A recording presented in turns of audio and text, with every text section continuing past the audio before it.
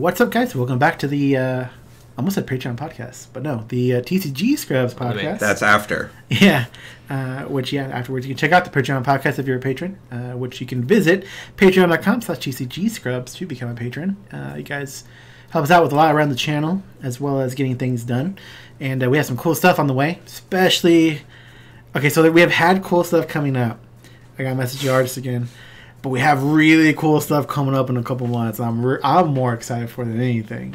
In a couple months? What's happening in a couple months? Oh, I remember Yeah. And it's going to be a very... I don't know anything they're talking about. Yeah. That sound like a pitch meeting, Oscar. Yeah. I noticed I've been doing that a lot. I think it's because I've been watching so many of those. And I catch it each time I do it. But anyways, we have something coming up soon in a couple months. And then... probably about 2 weeks from the order time of that. It's going to be a small run, so you don't want to miss out on that. Oscar and I had like a brainstorming session where we came up with some really cool ideas, both for, it'd be like Patreon stuff, but also like general public kind of themes that, it's not necessarily content as far as videos, although obviously it was that too, but it was like, I don't know. I got excited about it when Oscar was talking about it. I was like, this actually sounds super cool. So it'll be a super short run, and we'll announce that in a couple months. But other thing is also Happy Little Hug Factory. I know they're sold out of their booster boxes the next set, but there's other things you can do to help support the channel on their website, such as ordering singles and other sealed product they may still have. And you can also send in some of your singles in to help make some of that more affordable. Yeah, and they should be getting singles for the new set, hopefully within a week of its release. I should actually ask him when he plans on that. Of set release, but yeah. Yeah, it takes him because he's got to both open box. He's not like he get boxes early or anything like that. Mm-hmm. So he's got to open them, see what he has, and also wait for you guys to send stuff in on that buy list. Because that's people will ask like, he doesn't have. Why doesn't he have this inventory of this card or whatever? Like he doesn't have these. It's because you guys need to send him stuff, get some money, and just it's obviously less money than you would get selling on by yourself or anything like that. But it's I do it just because I'm super lazy and I hate having to deal with mailing people stuff and using the buy list. Also, while we normally push the website, I know some of you, or even our Discord, somebody just joined Discord asking Happy Little Hug Factory type questions. But if you want to redirect those either to their website, which has a chat system, or even just Facebook, if you're on Facebook, just facebook.com/Happy Little Hug Factory. You can kind of ask them some of these questions that I've seen. I think somebody was asking about that buy list and when it's going to be popping up. And if there's an announcement, that's actually where your announcement will come directly from if you don't see it in one of our next videos. But just so you don't miss it, you guarantee pulling that up. But jump into the podcast. So, joined with by our usual dudes, Colin of Team ARG and Joe. Super non-enthusiastic. Joe's Corner officially now. Yeah, so we had a Joe's Corner, which came out Friday, which was really awesome. We got some good comments on there. I learned that you can't cancel Hippo's effect. With your own low rate. Yeah, with your own low rate. So that was good. I thought you could because I don't play the game enough to where like that should be instinctual knowledge for like somebody who's playing a lot. But. Well, it's like you said, you haven't played in a while, and unfortunately, and hopefully by the time this comes out, maybe that's changed. Lackey hasn't been updated. I'm not sure if it will be. We'll have to get a hold of was it James and see if he's going to be updating that at all, or if maybe he's moved on. Who knows? He could have moved on. Yeah, I mean, it is a lot of work to keep that up to date and constantly add cards. And if I don't know what the numbers are like or anything like that, but if people aren't playing or if he gets busy with life, it's just. Yep.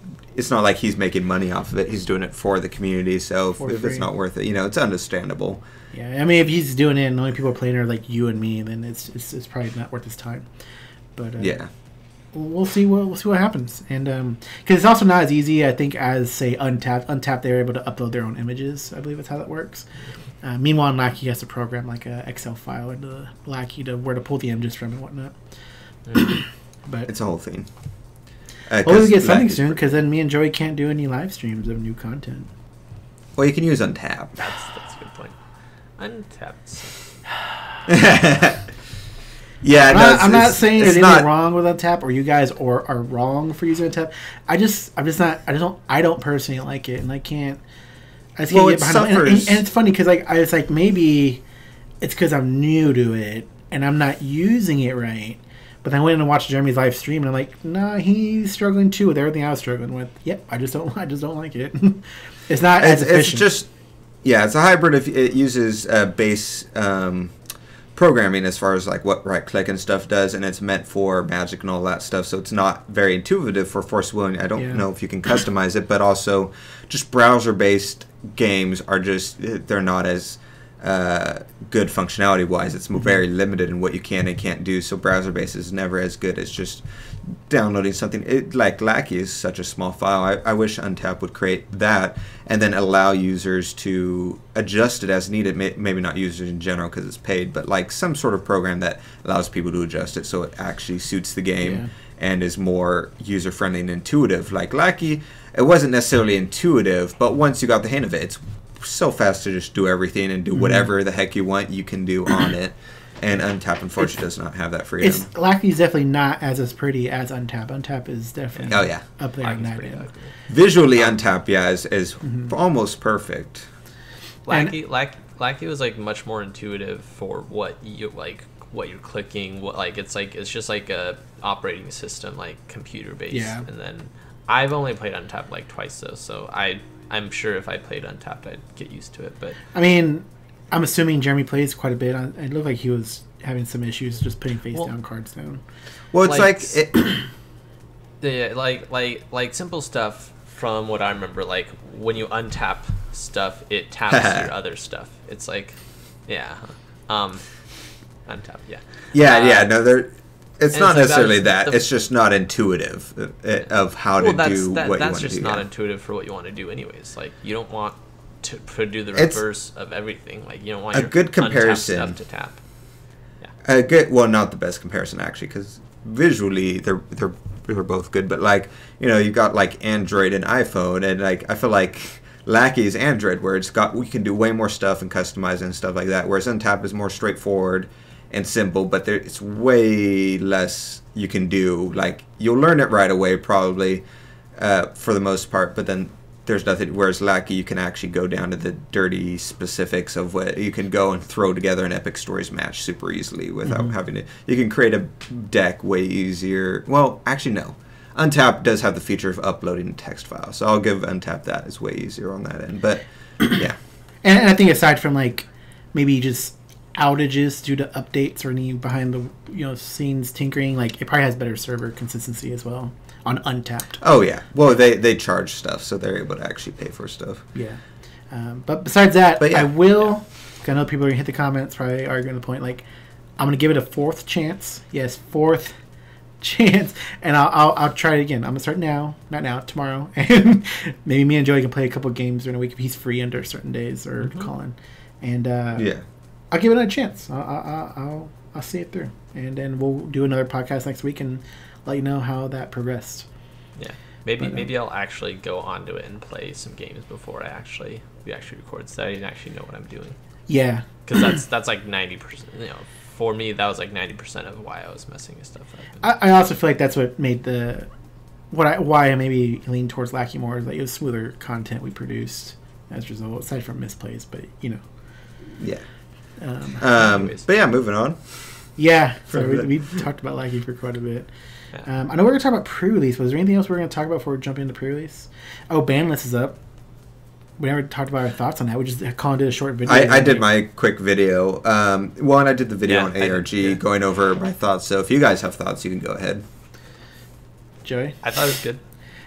I like the Spirit Stone ban. Made a lot of sense. It's just like auto include in every green deck. It gives you more fuel for not a lot of no downsides with Force Meditation, and like at the very end of games, once you pulled enough stones, or if you're in a pinch, like you just start sacking them and you dig for answers and stuff, and it's like it's just a stone, and you get that all like for free, and you never have to think about there's no trade-off for the stone in green decks. So that made sense, especially with how strong it was with Force Meditation. The time distortion of time. that was also, I thought, a good ban. I did. I like it too. I mean, it's either gonna teeter Time Spinning Witch off or just completely stop her. But I think Time Spinning Witch off. I don't think it'll stop her. Yeah. I like how it, because really there's only a handful of answers to it and only one actually good answer, and it was in green. So like, but if every color had answers, maybe I'd give it more of a pass. But that's my main issue with it. But I guess now that every color kind of has its own like resonate or destruction or removal, it's able to handle Mosasaurus without having to worry about the distortion at all.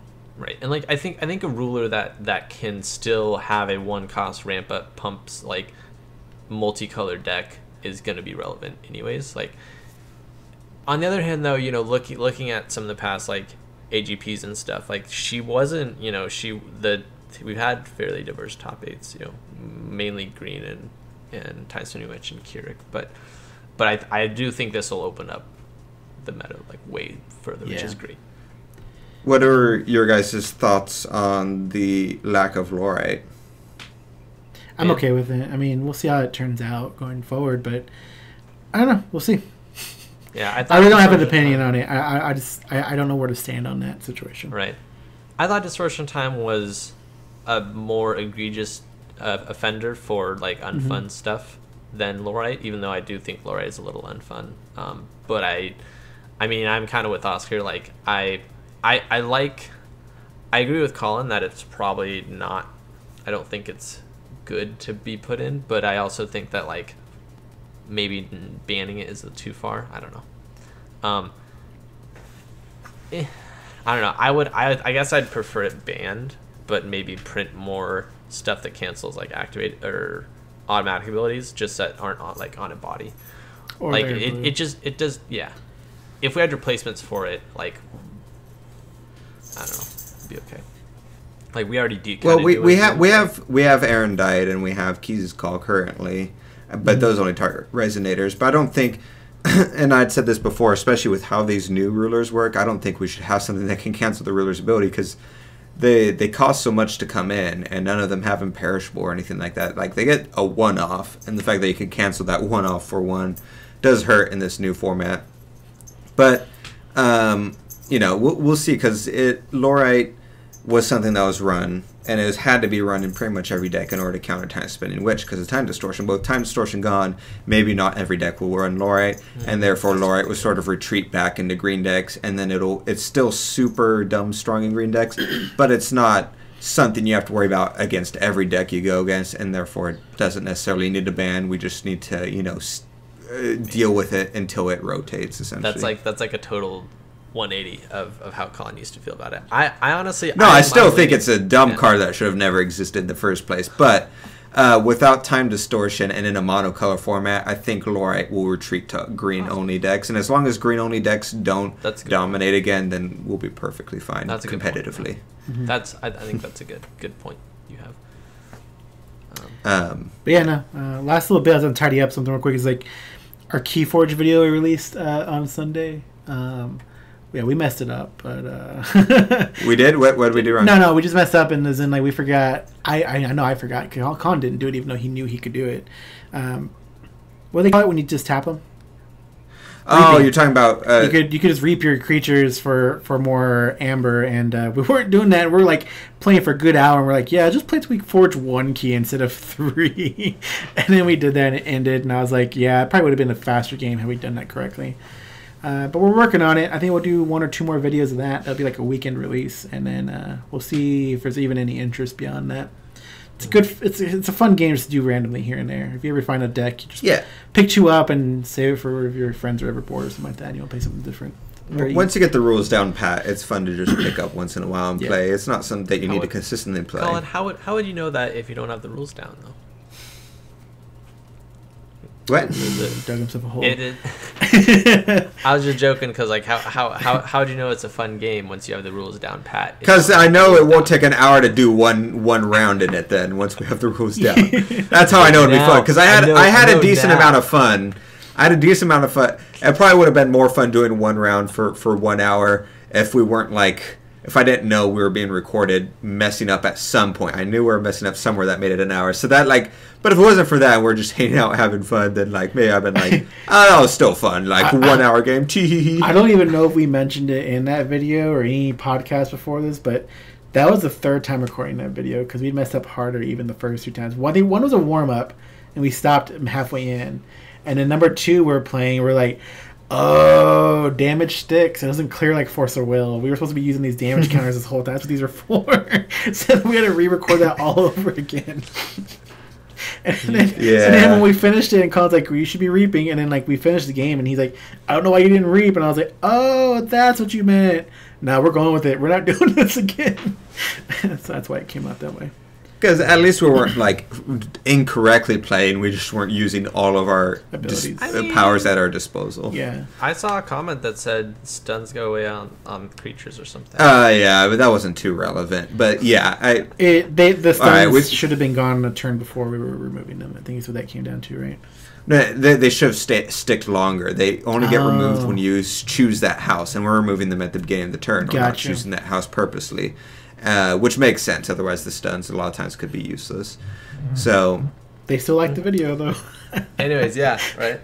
All right. But last bit of TCG news is Transformers made an announcement the other day for their trading card game, which that was cool, and it's only relevant to Force Will because Colossal Ruler, they're having a set of 5 Transformers be released that will open up the way Colossal Ruler does, and they're Constructicons. So you'll have 5 Transformers in play, meet conditions to flip them. And you can flip them on their alternate modes, which are the robot modes, or you can flip them to the final side. You open each one, and it makes up a giant Constructicon. It's really basically cool. Like, if you guys have played Yu-Gi-Oh!, it's literally, what's its name, Joey? Exodia? Yeah, it's literally Exodia. They all unfold and combine to create this giant Transformer that's bigger than Metroplex. And it's amazing. And it can hold, because it's 5 robots combining, it can hold 5 weapons. Because usually you can only hold 1 weapon per Autobot, including Metroplex or Decepticon. And this one can hold friggin' 5 weapons just sitting there like whoosh. And it's hilarious. I'll put here 17 minutes. I'll have the video showing them unfold them so you can kind of take a look at what I'm talking about. After the fact. And I apologize. We've been meaning to do Transformer content. Just Oscar keeps not bringing his cards over, so we never get a chance to film. Yeah. But I have a deck built. I have 1 deck, and then I have this Metroplex deck and the starter deck and all that still. And I was going to film a whole host of videos, but Oscar keeps not bringing his crap. So eventually we'll get maybe when the new set comes up, we'll ride that one, the hype of that, and try and put some content out because I like the game. I think it's a lot of fun. Super quick, but. Yeah, it's nice and simple. It's not competitive too much and all that. But for the reason why probably like 90% of you guys are even here, Force Will. So we had pre-release this weekend, which was very fun and exciting. I know that we had an event created, and I think most people clicked interested but not going. But I don't know that was maybe an issue with the way the event system was working on Facebook because I know Colin said I marked I was going, but he said it showed I was interested. Anyways, a lot of people showed up. We had 11 players total. 2 slept in, didn't make it on time, so they missed out. But other than that, it was pretty cool. We had a pretty good time. Yeah, it was a lot of fun. We hadn't had that many people since the Wednesday on this Moon pre-release. That sounds exciting. Yeah. What did you guys pull? So my sealed draft process was I opened all my cards. I opened 1 booster pack, and it had like. There's 10 cards in the pack. I think it was probably like 9 red cards out of the whole pack. And by the time I was done, my red stack was at like 18. So I was like, all right, I'm going to put all the red cards in and like a handful of other cards to get to 25. So it was red, black, and green. And there's only 2 green cards. One of them was the Cat Ninjas. This is what are they called? Are they called Cat Ninja? They were Ninja Cat. No, really? They were like ninja students or something. Yeah, I put one of those in, and then the statue, the one that gains counter at the end of each turn. How did Jizo do? Was he good? I only got him in to play once, and then my opponent destroyed him going into his turn because he didn't want to see it get any further. Did he how did he destroy him? I don't remember. I think it was a red burn card. Maybe the one that hits for 12. He just really wanted it out of the field. Yeah. Okay, that's funny. Yeah. Wait, no, it can't be that red card. It must be a different red card. There's a 4 cost or 5 cost red that hits for J/Resonator for 12. So you put him out turn 1 and turn 4. He ended up destroying it. No, I put it in later. I didn't get it immediately. Oh, okay. I see. This isn't sealed or this isn't constructed, Joey. I know, but I just figured maybe Oscar had it early. Ninja students, yeah. That's funny. Yeah. Also That's coming called in value. super useful. That I was like, man, I could use 2 of these. This is amazing. Was a fruit counter card. What's it called? Orchard, right? Oh yeah, Oh, yeah. really? That card was so good. Like, oh my gosh! Like, you think about it, all these turns, you're most of the time exchanging Resonator for Resonator, and it doesn't say from your field; it just says from a field. So Yeah, it's anyone. Yeah. you exchange. All of a sudden, 2 Resonators go to field, 2 counters on the card are going down. You know, and it's Yeah. starting to build up, and like I even had tricks where it was like I was telling Colin about, like, I was able to swing with a token for 8. They blocked with an 800 defense, dude. I played that 4-cost black card where it says, like, I gain 8, they gain -8. So all of a sudden, it killed their blocker. 16 hit them for my Resonator. And then I had that green card where it's like it deals damage to equal to its attack by banishing it. So I banished it, and I was able to hit 16. And they also had a Liz in play, which sucked. So I was able to hit the Liz, which had 15 defense, and get it out of there. Interesting. Yeah, no, I had that edition, but I only got to play it 1 game. But it was super awesome because it was just like I said, it was constantly Resonators going to the graveyard. Got up to 3 counters, and then past turn, and then I was playing against Melissa, and she swung in with a Resonator with 800 attack, and I was like, okay, in response, I'll remove 3 counters, put down 8/8 token, and block to kill it, and then my token dies. And stuff like that. It was just super cool just to be passively doing. Yeah. That's a good point. So, another card that's super good and limited that I was playing in my rune deck is what is it called, Oscar? Rune. What did it do? 5 costs 1 less in your rune area, so it's a 4 cost, and it destroys target magic stone, and your opponent's field gets -4/-4. And so that was great, especially just turn 4. I would play that sometimes, and that would put them back a stone. And oftentimes, since it's so early in the game, clear their field. And in case it killed their zombie, the 3 cost, that's a 4/4. He goes to the graveyard, his 2 tokens come out, and then they both die since it's a hovering field effect for the entire turn and stuff. So it's really fun card to play. It only didn't work well against one deck because they were running just a lot of big Resonators, so it just didn't do well in that scenario. Yeah. Ruined Earth is what you're thinking of. Ruined Earth, that's what I was. Ruined something. Oh, yeah. So, what colors did you end up going, Colin? It was cool because my colors were almost perfectly evenly distributed among all 5 colors that I pulled. But I did black and yellow were my main ones. And then I had a couple blue cards. And then I had 1 green rune card, which I didn't run any green stones. I just used my limit counters because it was only 1 cost. So I just left a limit counter up if I wanted to play that. Was it the Destroy Target Edition one? No, it's the one where it's the same one Oscar's talking about. Banish a Resonator, deal damage equal to its attack to a target Resonator. And then if you awaken it, you do damage to your opponent as well. But the awakening costs 2 green.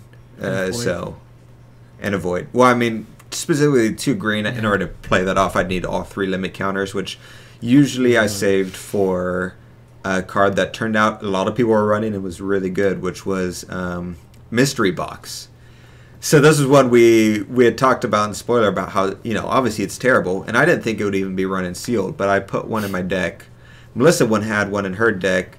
At least 2 other people had them in their decks. And did you have one, Oscar? No, that's the Schrodinger one, right? No. Mystery Box, yeah. And it's, if you guys don't remember, it's 3 blue, 4 void, so 7 cost total. And you look at the top 5 cards of your deck, anything that's not a chant goes in your field. And when I put that in my deck, I went through my deck again, and I pulled out chants until anything that wasn't anything. I looked at all my chants, and I pulled out all of them until I was down to 5 in my deck, I believe, total, just so I could run that card more efficiently. And I think I only ended up playing it 2 or 3 times total, but all the times I played it, it hit good, because I had a bunch of 5 costs and 6 costs in my deck, and it would almost always hit at least 2, if not more, of those 5 and 6 cost Resonators into the field, in addition to low cost Resonators or additions. So everyone was playing that card, and everyone was doing real good because it's a smaller deck, 25 card deck, usually a high Resonator count, so it just works well. So that was cool. I had March of the Dead, by the way, which I kept calling it Undead during our Patreon thing, but March of the Dead, which was super good too. I ended up using it in one of my games just to completely, I don't know, it was great. It's like I had two cost resonators in play. One was a black one with first strike, one was a red one with swiftness, and just like swing. Okay, you killed it. Cool. I'll kill this one on my own. I forget what I think I banished it to the green card in the rune deck. Awakening, March of the Dead, boom, boom, put them back in play. Swing with the swiftness one. It's a lot of fun. And then going their turn, like, I'm gonna destroy the other dude. I'm like, okay, it's fine. I'm gonna do it again on my turn. Put it back in the field. So how did you guys end up doing? I played second, and I think Colin was fifth. Something like that. The only time I lost was against the deck I had mentioned, whereas all the big resonators, I misplayed pretty hard one of the times, but like it was just not a whole lot I could do. I mean, there probably was if I went back and looked at it, but my deck was mainly geared toward those lower, like just trying to buzz them down early game and then winning. But I went against a deck that just waited to turn on until turn 5, and that's when it turned on, and that just does not jive well against the deck I had. Yeah. I just got lucky. Like I said, I opened all my cards, sorted by colors, counted red. It was at 18. Took one out and put the other one in the rune deck, so 16 in my main deck, and then just filled it with black and green, which 2 were green. So it's pretty much was black. What kind of red cards did you have? Let's see, I know I had 2 or 3 of that dragon, the cool looking dragon, not the Neela Berserk one. The good one. Cost? I don't know, man. Yeah, I remember. I'm trying to pull up the Gotcha, red resonators right now. It's, Just so I can double check.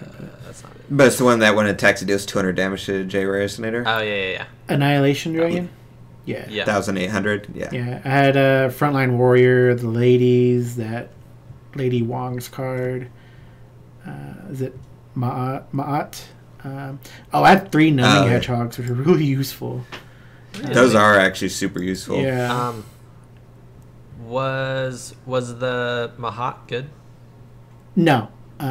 It was in there a couple times. The 2 times I put her into play, she blocked and died. I never got any actual use. Actually, no. One game I got use out of her, but I got her in 3 times. 2 of the times were useless. One of them, though, it was for game. So it was like she had enough blockers, and she let 1 through, which she shouldn't have let through. And then before I even got to the bigger stuff, she had already gotten down to 8. And I was like, cool. I was like, boop, boop, boop, and hit you for 8.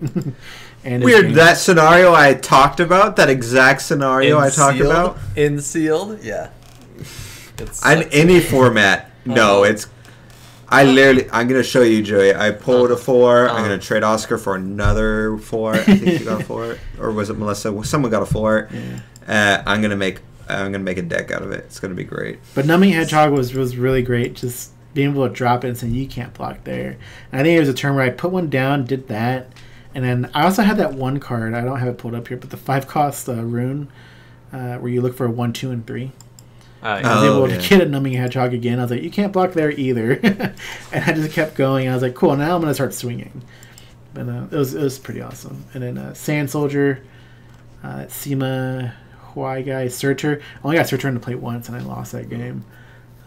2 of the underhanded assassins, and then one of the Zhuzliangs, which never got into play but once, and she just sat there and game ended shortly after. But that was all my red cards. It was pretty good. It was fun. Not bad. Yeah, no, I think. I'm trying to think. Basically, go ahead. I got a God Pack out of my prizes, man. That was pretty awesome. Oh, yeah. Yeah. That's awesome. Yeah, that was pretty cool. Oh, Colin, do you have it with you? You're comparing the quality and the playmats from last time to this time? By holding the 2 Oh. You should show them. So, if you get the pre-release playmat, while he goes to do that, I'll tell you about this. If you get the pre-release playmat, the material feels a lot more different. As a matter of fact, I spread it out on my desk, and I was like rubbing my hands across it, and you kind of get this like filmy feel to it, like maybe it's not fully sealed in.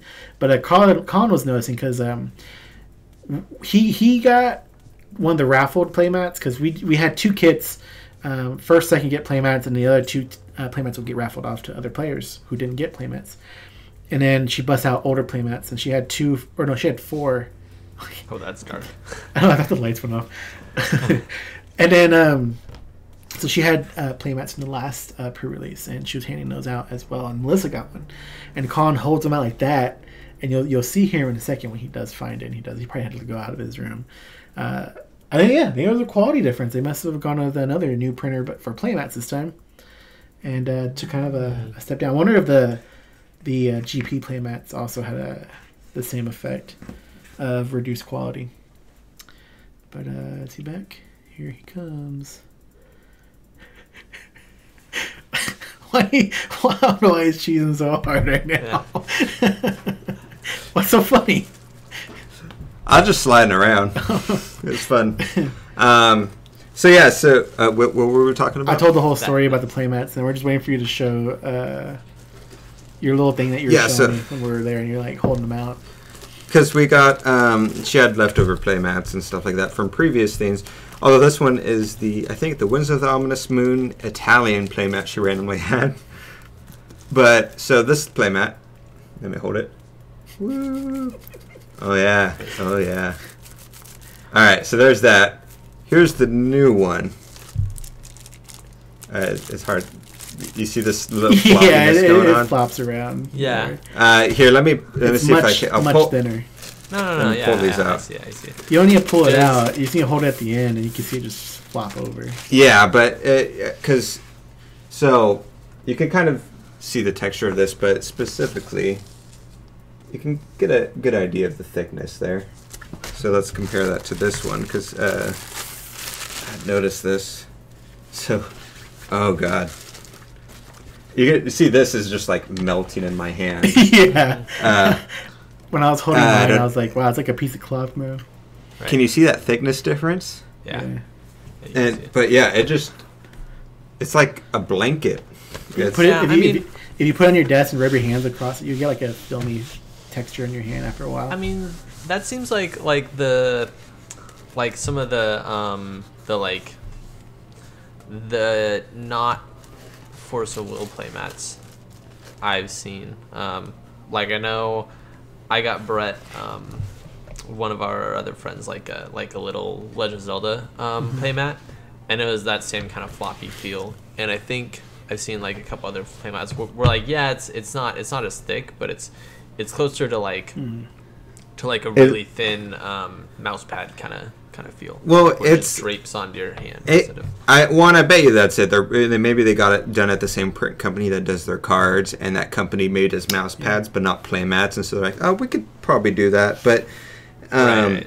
And you can also, if you look real close, I'm comparing the mats, specifically the Force of Will Limited in the bottom corner. This one has a little bit of bleed, like when you inject ink. If there's a crisp. This one almost, like, I know they didn't, but it almost looks like they used an inkjet, and it went psh, and it does that little bit of bleed going on the outside. Whereas this one's nice and crisp, and this one's like, bleh. It's not bad, but it's very clearly, different.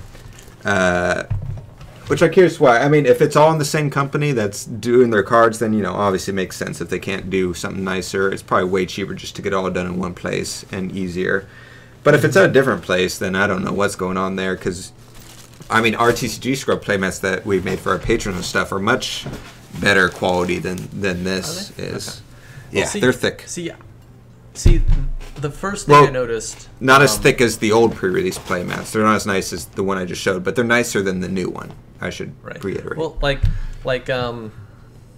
and I don't know how bad that one is or how different, but I know one of the first things I noticed that was different about the Force Will playmats was how thick and and how they don't drape over anything, or they don't flop on the table. They're way more solid than all the other playmats I'd seen for other games. Yeah. For other TCGs. Not anymore.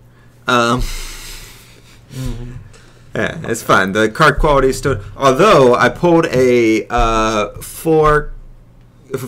It's I think it's either common or uncommon. Not textured is the point. Of the zombie, the 4/4 that goes to the graveyard and bounces out 2 tokens. They had a printing error on it. It was all splotchy with black, as if it was either not running low on ink, but for familiar with printers, like as if like the transfer unit wasn't getting all this. What's the wording I'm looking for, Oscar? You know what I'm talking about. But Splotchy? Yeah, it's like a splotchy look. It's not smearing or anything. It's just missing dots and glops of black everywhere that makes it look like you took the card and like scraped it against gravel or something is what it looks like. But it doesn't feel like that because it's just a problem with the toner itself. Yeah, no, I was gonna say like this card quality this go around was very nice. Like just like the last. It was very nice. Oh yeah. That's the only one I noticed that was like that. But overall, yeah, the card quality. I haven't looked at all the cards specifically, but I did nothing outside of that, which was an obvious just random machine error. I didn't notice anything. Nothing stood out of like, oh, weird, the black is faded on this card, or stuff like that. Well, no, not that. Like last cluster when we had the issues where it's like one, corners were chipping, or two, like we would get that filmy feeling after doing the whole day of like pre-release draft or something like that. Like yeah. Because you'd open all these packs and sort all your cards and keep looking at them, and your hands would feel grimy. But no, this one was much nicer. I do notice though, like more of a difference in colors between full arts and non-full arts on the textured ones, but that's really about it. Like I don't know if this is going to show up as a good example, but you can see the two color differences. Oh yeah, I see that. It's like more of a blue tint. Yeah, but that's really the only difference is that, and I'm not complaining about that as being an issue. It's just something that's noticeable. One thing I noticed, am I crazy and just never saw this before, but the booster packs, they got the notch, for you to rip open them. And at the bottom it has the little notch because it, cut into the booster under it because they're cutting it all in one line. And it has a little bubble at the bottom of it. Did the booster packs always have that, or is that new? They always had that? No, it was always there. Mm-hmm. I swear I've never noticed that before. Yeah. No, I did notice super annoying. Nice. It's Golly, super it easy bothers me. Because I hate when you tear it and it's like, but it's like, whoosh. I was like, oh, this is so nice. Yeah, they open nice. There's only a couple instances where that film wouldn't rip or whatever. That issue that we had with second print runs a lot of time. But overall, they're just like chunk and super easy just to crack open. Don't have to worry about ripping code cards temporarily, which is kind of nice. I miss the code cards, but I don't miss opening them in packs. Yeah. We had a lot of new players return, which is cool. Some new players too, driving like an hour and a half just to play. Do you think they're going to stay? Well, obviously not the people who came an hour and a half. Hour and a half people are. I know that. He wants to come out for the bigger tournaments and might be more of the guaranteed stuff. And he won't be here every weekend like some of the other people would be, but he's going to be here probably once a month type of thing. But he has no community to play with where he's from, and he's kind of out in the College Station area, part of Texas, and so he's willing to come out just to play because he had a lot of fun being able to play. Nice. He wanted something different than Magic, which he's been playing for a while, and he had a good time. Yeah, which is super cool. Yeah, no, it's cool. It was cool to see them and some of the returning players get all excited about it again, and other returning players get excited about it again. It was cool. Also, I had no idea, and yeah, let me just say, I had no idea that we had no. I thought we had no starter decks in store, and we had a bunch of starter decks. They're just holding them in the back somewhere, I guess, because all these people show up, and then someone goes, "Oh yeah, do you have a starter deck?" I'm like, "Oh no, they're out." But maybe you can ask her to tell her to ask her distributor, and it helps insinuate or incentivize the whole area of reprints. But they went up there "Oh yeah, no, they had them," and they had a whole every single one. I was like, "Oh, what?" One of the last ones? No, there's a whole box back there. I'm like, "What?" And so we went in, all these people were able to get their starter decks, which was really cool because a lot of people were coming back into the game. So I was pretty excited about that. And of New Dawn Rises also, which we were told they were out of, so we haven't been using as price support for our locals. We've been using WOM, and recently we were able to use TSW because she had special ordered it. And all of a sudden they're like, "Oh yeah, here's NDR," and we're like, "We've been here for months, and you guys have told us you've been out the whole time. What the heck?" Yeah. I would have bought packs. Kyle hadn't played in a while. He missed out on the last set and the starters. Came as a one-off for today. He was like, "Yeah, we're gonna come play and just give our cards away and not come back." But it was so fun that we're like, "Yeah, I guess we'll play again." So they're the ones who went and bought all the starter decks and bought 2 boxes of NDR. And I was like, "We had NDR." I probably would have bought another box if I'd known there was another box of NDR. Yeah, that's probably why they didn't tell you. Yeah, they're like, "No, yeah, it's true." Greedy Oscar box. Freaking I guess I don't need it, but still. It's fun But- opening stuff. It was nice though to see. At least we'll see how much of it holds. Obviously, it's the whole hype thing. Like when you go to a convention or something like that, and you see a video game, you get hyped for it, and then come a couple months when the video comes out, you're like, eh. So Yep. I'm curious. I'm hoping that hype will hold with them and stuff like that. And there's we'll try. We're gonna do our part. Like I said, I don't know if it helped or not, but I had done that business card thing I told you guys about on the other podcast where I had created business cards that said, hey, we're having our pre-release this day. Also, we meet up every 2 weeks, and here's our Facebook link and our Discord link if you guys want to, connect with us. And so I had those, and I asked our local store to pass them out whenever someone bought Force of Will product. And so I don't know if that helped or not, if that helped bring some people back in who were like, oh, yeah, Force of Will. I was just coming in to buy some packs, and I got this card, and now I'll come do that or whatever. Okay, I didn't poll people to see, but... I was going to ask, show me your business card. Did you see if there was any more left, or they went through them all? No, I didn't. That's actually a good idea, Joey. I know this is what you meant, but like if the back of the business card said, "Hey, and if you show up, ooh, that's good. Come up to Colin and give this to him, and he'll give you like 5 promos or something like that, or a playmat." Because I could totally do that. Yeah, that's a good idea, Joey. Now I wish I had done that. Maybe ask Lauren if during one of your 2 weeks events, if they bring it up to the front of the store, like they can give out their promos, because I don't know if you guys have. No, that's fine. I got promos. Just Joey. Okay. Joey. Yeah, no, Joey. I have one of your standard behind me Ultra Pro binders, like the 9 pockets. Oscar. It's hold on.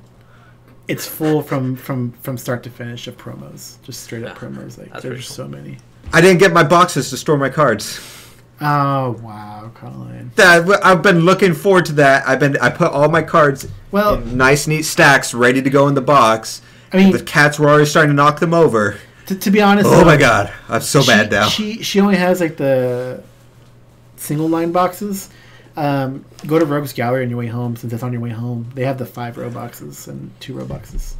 I don't know if I have the motivation now, Oscar. I like how Colin's just like head down. I'm very upset. I was looking forward to like putting those all in a box, and my room is done with back here. I got a pile of you guys can see it, my gold pile from doing the box opening. I still haven't cleaned that up. Colin cleaned his room. Show us your room again. Is it still clean? Yeah, it's still clean. Look, I got my cat enjoying himself in the middle of the room. I just got my pile of gold back there, and stacks of cards that need to go. Oh yeah, they got my casters, my Force Will poster. I got another Force Will poster and a cat. My computer was just like, "What are you doing?" If you guys heard that. And obviously I got my green screen right there, which the dogs have been messing up because that's like their favorite spot to sleep apparently now. Because since my room is clean, I can let the dogs in here again, so they've made the green screen their home. Yeah. But I don't know if that's you can let the dogs in. Colin.